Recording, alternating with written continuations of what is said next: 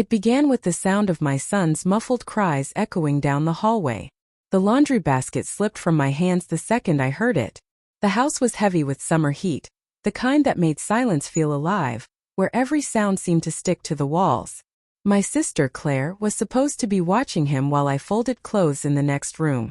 That was our deal, 15 minutes of help, framed as a favor she'd brag about later.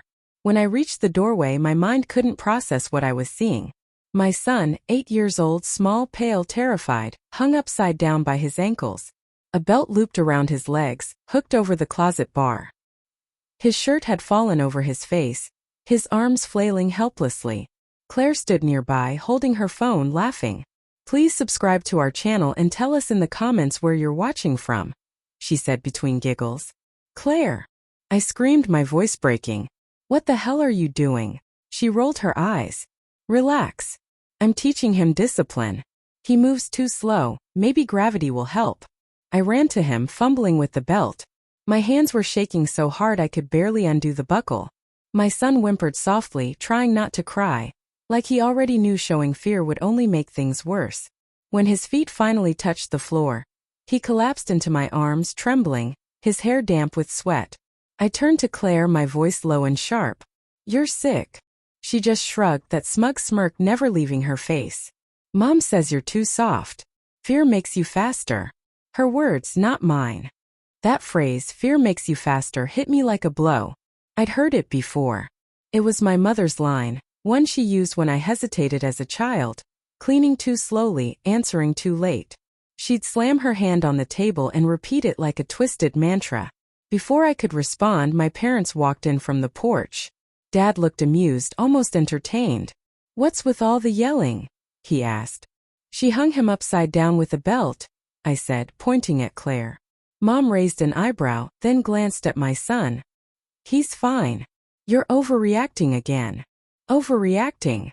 I whispered. "He could have been hurt." Dad chuckled, leaning against the doorframe. "Maybe that'll teach him to move faster. You baby that boy too much. Fear builds character. You know that." A chill crept through me. Mom's voice turned mocking. "We raised you the same way and look how you turned out. You're just too emotional." Claire snorted, grabbing her phone from the dresser. "He deserved it. He's slow, lazy, just like his mom." I pulled my son close. His voice was a broken whisper. "Mom, I didn't mean to be slow." I kissed the top of his head. "You did nothing wrong." Mom's laughter cut through the air. "See? That's your problem. You protect weakness. Maybe you should have been more like Claire. She doesn't need anyone." Something fractured inside me then. Not loud, not visible, but deep. A quiet crack where hope used to live. I took my son's hand and walked out of the room. No shouting, no tears, just a door closing behind us. But their laughter followed us down the hall. Dinner that night felt like sitting among strangers wearing my family's faces. Mom and Dad chatted with Claire about her new job, admiring her ambition and confidence. Every compliment was a blade wrapped in politeness. "You could learn from your sister," Dad said, spearing a piece of roast chicken. "She doesn't make excuses." Mom added, "Maybe if you stopped acting like a victim, your son wouldn't cry every time someone raises their voice." My son sat beside me, silent, moving his peas around his plate. His eyes were swollen. "Eat a little," I whispered. He shook his head. Then Claire smirked. "You know, he's fine now. Maybe I'll hang him again tomorrow. See if it works better next time." The fork slipped from my hand, clattering against the plate. Nobody flinched. They just kept eating. Mom sighed. "You see? She can't even take a joke." That was their defense for everything. Every cruelty, every humiliation was just a joke. Later that night, I found my son curled up on his bed, clutching his stuffed fox. His small voice broke when he said, "Grandma said if I don't get faster, I'll be useless." I sat beside him and brushed the hair from his eyes. "You're perfect," I whispered, though my throat burned. I couldn't let him grow up believing they're poison. From the hallway, I heard their voices again. "She's overreacting," Mom said. "She always does," Dad replied. "Maybe we were too easy on her." Claire laughed softly. "She'll calm down once she remembers she's got nowhere else to go." They were right, I was still under their roof. After the divorce, I'd had nowhere else to take my son. Every paycheck vanished into bills. Moving back in was supposed to be temporary, a chance to save. Instead, it bought me humiliation. That night I didn't sleep. I stared at the ceiling, listening to footsteps above, the hum of Mom's TV, and the steady rhythm of my son's breathing beside me. That sound was the only thing that kept me anchored. By sunrise, I was in the kitchen moving on autopilot: eggs, toast, milk. When I set a plate in front of my son, Mom walked in, yawning. "Don't feed him before chores," she said. "He hasn't earned it." I looked at her, really looked at her, and saw only cold satisfaction. "He's a child," I said quietly. She waved a dismissive hand. "You were scrubbing floors at his age. Maybe that's why you turned out so ungrateful." Claire came downstairs, hair perfect, grin smug. "Don't worry, Mom. I'll handle her. She just needs to remember who's in charge here." I didn't respond. I just took my son's hand and led him outside. The morning air smelled like wet grass. He looked up at me, hesitant. "Are we leaving?" he asked. "Not yet," I said. "But soon." And for the first time I meant it. The rest of the day blurred. Whispers, side glances, judgment disguised as concern. My parents talked about me like I wasn't there, calling me fragile, ungrateful, emotional. Claire played the star, flattering Mom while twisting the knife deeper. By evening, they planned another family dinner. I stayed upstairs. Laughter floated up the stairs, the clatter of dishes, chairs scraping, the familiar rhythm of their cruelty. Then Mom's voice carried through the floorboards. "If she doesn't want to eat with us, she can have leftovers cold. Maybe fear will teach her manners." "Fear makes you faster," Claire mimicked, and they all laughed. I sat at the edge of the bed, staring at my reflection in the mirror. My face looked hollow, drained, but my eyes, they were different. Sharper.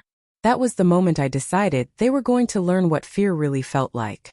Not the kind they used to control me. The kind that comes from losing everything you thought you owned. I tucked my son into bed, kissed his forehead and whispered, "It's almost over." He blinked up at me, confused but trusting. "Will it be okay, Mom?" I nodded. "Better than okay." As I turned off the light, laughter drifted up from downstairs, carefree, oblivious. They had no idea that by sunrise, their perfect little world would start falling apart, piece by piece. When morning came, the house smelled of burnt toast and cheap perfume. Claire sat at the kitchen table painting her nails while Mom scrolled through her phone. Outside, Dad barked orders at the gardener about uneven hedges. Everything looked normal, so normal it made my skin crawl. My son stood behind me, holding tight to my sleeve. He wouldn't go near them anymore. I poured his cereal in silence, pretending the tremor in my hand came from exhaustion, not anger. Mom didn't even glance up. "If you're under this roof, you'll follow our rules," she said flatly. "And your boy needs to learn discipline. No more tantrums. No more laziness." Claire smirked.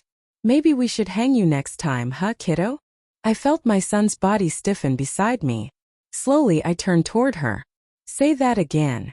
She raised an eyebrow. "What? Can't take a joke." Mom sighed. "God, you're so sensitive. Always playing the victim. You should be grateful to your sister. She's trying to toughen that boy up." The spoon slipped from my hand, clattering against the bowl. A small sound, but in my head it roared like thunder.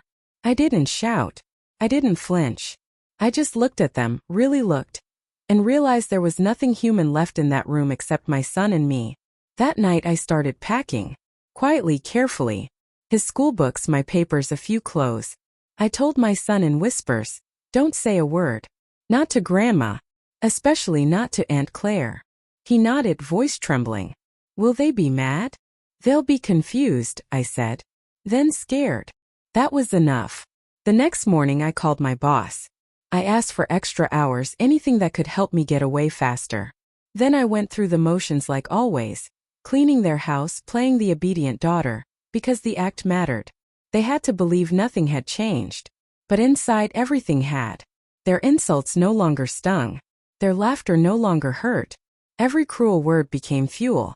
Every smirk a countdown. That evening, as Claire bragged at dinner about a promotion she didn't earn, I smiled quietly. I'd already called her company, the one where she lied on her resume, and her landlord, who didn't know she'd been subletting illegally. Truth delivered to the right ears can burn deeper than lies. Mom noticed the calm on my face. "What are you smiling about?" she asked. "Nothing," I said softly. "Just thinking how fast things change." Her brows knit together. "What's that supposed to mean?" I took my son's hand. "You'll see." That was the first time I left the dinner table without asking permission. They didn't know it yet, but it was also the last time they'd ever have control over me. That night, as I tucked my son into bed, he whispered, "Did we win?" "Not yet," I said. "But we've stopped losing." For the first time in years, I slept without fear. 3 weeks later, the house sounded different. The laughter was gone. The fights weren't about me anymore, they were about money, jobs, blame. Once I stopped being their shared enemy, they turned on each other. By then, my son and I were long gone. We'd slipped out before dawn, taking only what mattered. When they woke, the room where my things had been was empty. Just a note on the table that read, "Don't call." They didn't believe it at first. For days, messages poured in, angry, guilt-ridden, manipulative. "Stop being childish." "Bring the boy for Sunday dinner." "You owe us gratitude." I read them once. Then I blocked every number. Our new apartment was small, sparsely furnished, but clean and safe. My son slept through the night for the first time in months. I started saving every cent, building a life they couldn't touch. But I hadn't forgotten. And I didn't forgive. Claire was the first to fall. Her promotion vanished after a background check exposed her forged credentials. I hadn't lied. I'd simply let her own words speak for her. The company she bragged about turned its back on her overnight. 2 weeks later, I heard from an old neighbor that my parents' mortgage renewal had been denied. The grand house they flaunted as proof of their perfection was slipping away. The whispers in their precious neighborhood spread fast. The perfect image was shattered. I didn't gloat. I didn't show up. I didn't send a single word. Silence did the work for me. One evening, as my son and I walked home from the park, I spotted their car parked across the street. Mom sat in the passenger seat, eyes swollen. Dad gripped the steering wheel, staring straight ahead.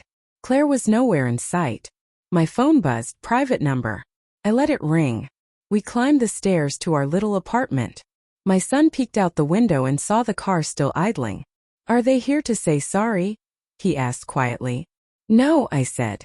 "They're here because they lost someone to control." He frowned. "Us?" I smiled faintly. "No. Themselves." Outside, the engine finally went silent. Then came a knock, 3 soft taps, the kind Mom used to make before barging in. I let it echo.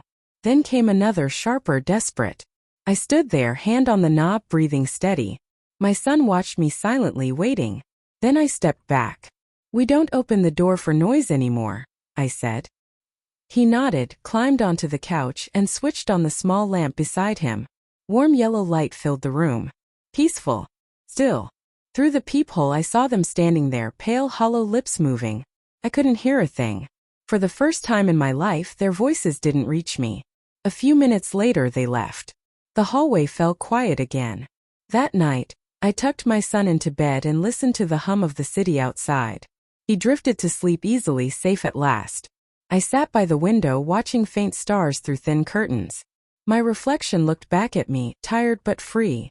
I remembered the words they used to repeat. "Speed comes from fear." They were right. Fear makes you move fast. But peace makes you unstoppable. When the phone rang again in the middle of the night, I didn't answer. Please subscribe to our channel and tell us in the comments where you're watching from.